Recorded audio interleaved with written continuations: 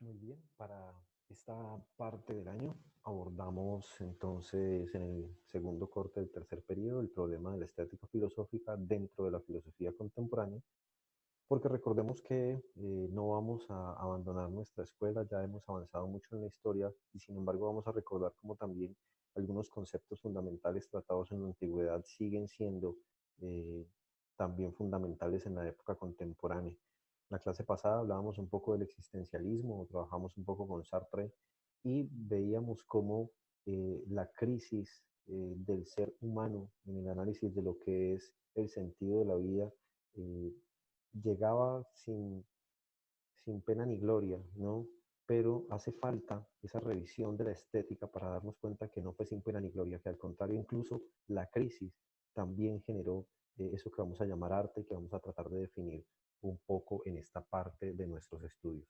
Entonces abordamos la estética filosófica y empezamos con qué es la estética. Obviamente primero tenemos que definir el concepto. Siempre que hablamos de estética nos referimos a aquello que está relacionado con las grandes artes que ya conocemos nosotros, la pintura, la música, ¿sí? La danza, pero vamos a adentrarnos un poco más para darnos cuenta que este concepto es un poco más amplio. Dentro de su definición, la estética es la disciplina filosófica que se va a encargar de explicar los procesos que generan aquella experiencia de lo bello y del arte, y va a analizar los conceptos que intervienen en estos dos campos. Recordemos que, por ejemplo, el concepto de lo bello, que es un concepto que se trabaja desde la antigüedad, en Platón significaba simplemente el reflejo de la idea, ¿no? Ese reflejo imperfecto de la idea, y era la belleza la que estaba en el mundo de las ideas. Pues bien, se va a redefinir una y otra vez este concepto máximo ya hasta llegar después de 1700, después del Renacimiento a la Edad Moderna y obviamente en la Edad Contemporánea se va a volver a redefinir. El concepto entonces de lo bello y el concepto de lo que es una obra de arte, específicamente lo que es arte, también se va a redefinir una y otra vez, aunque no podemos pues decir que ya esté finiquitado dicho concepto, pero vamos a entrar en la discusión. El término estética procede etimológicamente de una palabra que es la palabra aistesis, que significa en griego sensación. Esta se refiere a la reflexión sobre el arte y la belleza.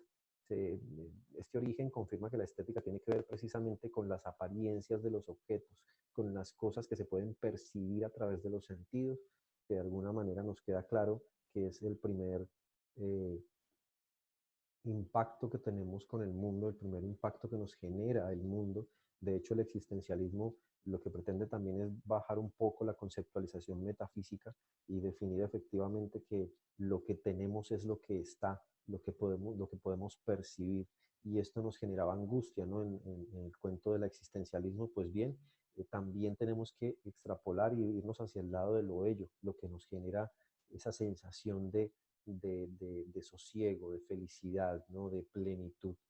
La disciplina entonces de la estética tiene en cuenta esta acepción griega de todas formas que tiene que ver con la sensación, porque estudia los efectos los afectos de la belleza y de la fealdad que se experimentan ante los objetos, porque ya vamos a ver que no siempre lo estéticamente bello es aquello que nos produce una sensación agradable. También hemos llegado a llamar arte incluso a ciertas cosas que parecieran ser desagradables y sin embargo el arte pareciera estar en esa sensación que genera precisamente. Entonces vamos a estudiarla desde dos ámbitos, el ámbito de la naturaleza, que califica como, es calificada siempre como bella y como sublime, y el ámbito del arte como tal, que es un objeto fundamental de la estética, y ya tiene que ver con las cuestiones humanas, con las creaciones humanas. Alexander Gottlieb Baumgarten es el primero en hablar del concepto de estética como tal, ¿sí? Nace en 1714, muere en 1762 y usó por primera vez este término, entendiéndolo como la ciencia de la sensibilidad. ¿Sí? La disciplina de la estética es, por tanto, relativamente moderna, ¿sí? Ya que no existía como tal antes y, sin embargo, pues sus temáticas sí se habían trabajado. ¿Qué es arte? Es la primera pregunta que vamos a tratar de resolver, porque cuando pensamos en arte siempre pensamos en este tipo de cosas. Por ejemplo, en la Gioconda de Leonardo da Vinci, ¿no? Hay allí una complejidad, hay años de experiencia, hay hay unos matices en los colores, hay una sonrisa muy sutil, hay una mirada profunda y podemos decir muchísimas cosas, pero para quienes no son muy expertos en las cuestiones del arte, pues simplemente es un cuadro bonito de una mujer de hace mucho tiempo y ya. ¿Sí? Pero definimos que este tipo de cosas son arte, además porque estas cosas, estos objetos bellos están en los museos, entonces ya de entrada hay un discurso previo que nos dice que hay una obra de arte. Pero definamos de todas formas esto, o sea, todo el mundo tiene una idea de lo que es arte, ¿sí? Entonces, pareciera que esto depende de percepciones subjetivas, pero tenemos que empezar a salirnos un poco de allí. De cuando en cuando, pues algunos dicen dónde hay arte y dónde no, ¿sí? Cada quien como que se atreve a lanzar su juicio, emitir su juicio, pero nosotros vamos a tratar de armar un conglomerado de argumentos y ver una cantidad, bueno, no considerable, pero sí por lo menos necesaria de teoría, que nos indique cómo podemos eh, darnos cuenta de cuando efectivamente una obra es arte. La definición pues, se debe poder aplicar a actividades tan dispares como por ejemplo la música, la pintura, el cine, el teatro, la escultura. Bueno, entonces no podría ser como tan enmarcada, digamos que tiene que ser bastante amplia. Sin embargo, pues bueno, la obra de arte tenemos que definir en principio es la creación de un artista.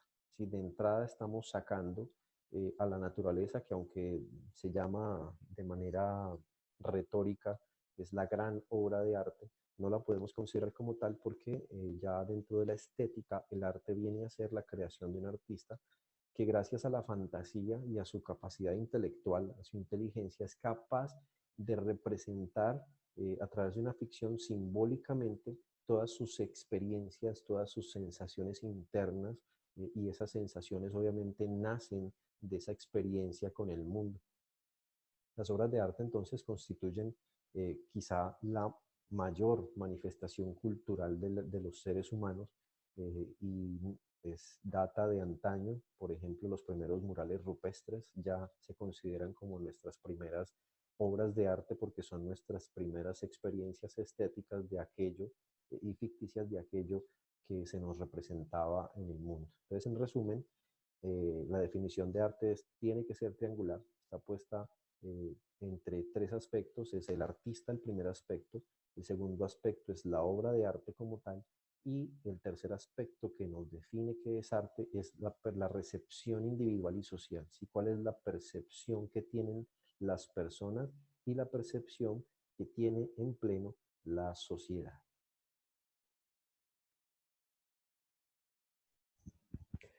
Algunas cosas, como ese cuadro entonces de la Mona Lisa, las definimos como arte, pero de repente se nos aparecen representaciones que parecieran dispares, ¿no? Y sin embargo causan un impacto tal que nos recuerdan siempre la obra primigenia. No sería tal vez artístico, ¿no? Ver estos cuadros porque hay una referencia muy fuerte en ellos que es precisamente la Mona Lisa.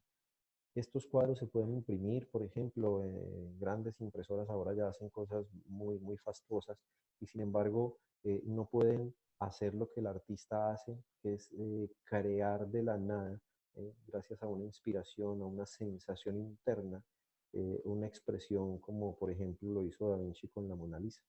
Estos cuadros que tenemos, por ejemplo, enfrente no serían nada efectivamente sin la Gioconda. Entonces, tenemos también el otro aspecto de la obra que nos enfrenta como algo feo, como algo grotesco. Aquí tenemos, por ejemplo, el cuadro de Francisco de Goya. eh, su título es Saturno devorando a su hijo, está en el Museo del Prado y entonces está clasificado como una obra de arte, pero dentro de la normal concepción de lo bello que tenemos, no aparecería este cuadro porque estéticamente se nos presenta como feo y como grotesco. Y ahí es donde nos preguntamos, bueno, ¿qué es lo que define que una obra de arte efectivamente sea llamada arte como tal? Pues aclarar entonces, la pregunta es, ¿el arte es divino o es humano? Pues si fuese divino, las concepciones serían muy parecidas a las que teníamos en la época medieval, eh, con pinturas como por ejemplo la de Miguel Ángel, donde además siempre Dios está presente y los ángeles y toda aquella ficción hermosa, divina, ¿no? Casi perfecta, del mundo, pero como es humano, pues también es inevitable que se nos aparezca lo feo y lo grotesco. La obra de arte, en suma, es una creación humana, ¿sí? Entonces, para definir el arte, se deben establecer sus diferencias con la naturaleza y con los objetos técnicos o tecnológicos también.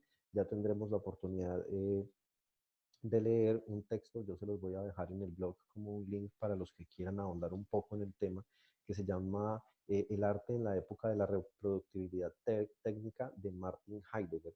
En ese texto, en ese ensayo, Heidegger precisamente va a hacer el análisis de por qué la obra que se reproduce una y otra vez mecánicamente ya no es una obra de arte, por qué la obra de arte es única e irrepetible y no se le puede, por tanto, llamar a la producción de una máquina como pues, obra de arte como tal. ¿Cuáles son las diferencias? Primero, que las obras de arte son creaciones humanas, la naturaleza no lo es.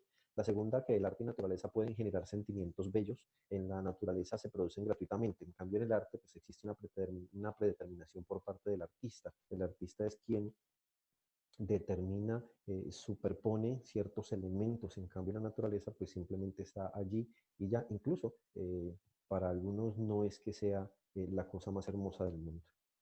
Las obras de arte también, como tercer punto, se transforman al mismo tiempo que la sociedad. La naturaleza se repite y se reproduce constantemente, pero las obras de arte no constantemente se mueven porque sin duda son el reflejo de lo que humanos vamos viviendo a nivel histórico. Si cada, por ejemplo, cuando pensamos en el Guernica de Picasso, como ese cuadro en negro y gris, en blanco, negro y gris, representa toda la guerra civil española, pues estamos viendo que esa pintura está develando un estado del arte. Cuando Miguel Ángel en el cuadro anterior representa a Dios y al hombre, casi que los está poniendo en el mismo estrado porque el hombre desnudo en esa época, en la época medieval, no se podía pintar y en el Renacimiento precisamente lo rescatan de esa manera para poderlo equiparar, ¿sí? Para ponerlo como al lado de Dios que también existe.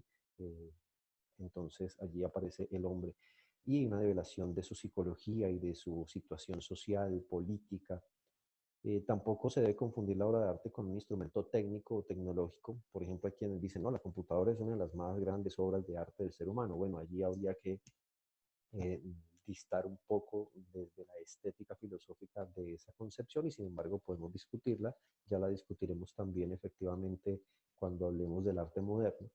Eh, las diferencias cuáles son, es que el instrumento técnico, tecnológico, en principio es un utensilio que se tiene más en cuenta por su función, ¿sí? Él es el instrumento en sí mismo.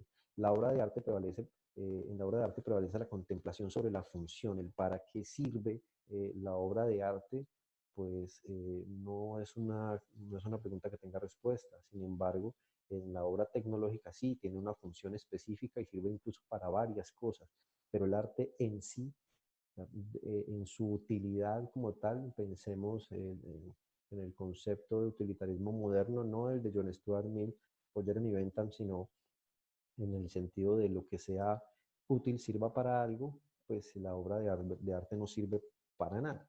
Simplemente es algo que está puesto allí por el hombre mismo para su contemplación. Y si se estropea eh, un elemento útil, pues puede ser reemplazado por otro. Si a usted se le daña la computadora, la puede reemplazar. Se le daña la tablet, la puede reemplazar. Pero si se pierde o se daña una obra de arte, pues esa pérdida es eh, irreparable porque la obra de arte como tal es única. Eh, Tecnología de punta haciendo murales que algunos dirán son supremamente artísticos o haciendo reproducciones de lo que hombres han hecho en un lienzo, por ejemplo, en el caso de la pintura.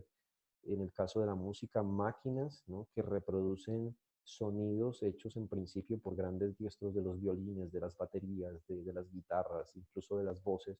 ¿Qué tan arte pueden ser? Entonces hay una distinción eh, eh, con respecto a la obra de arte y su distancia que tiene pues con la tecnología.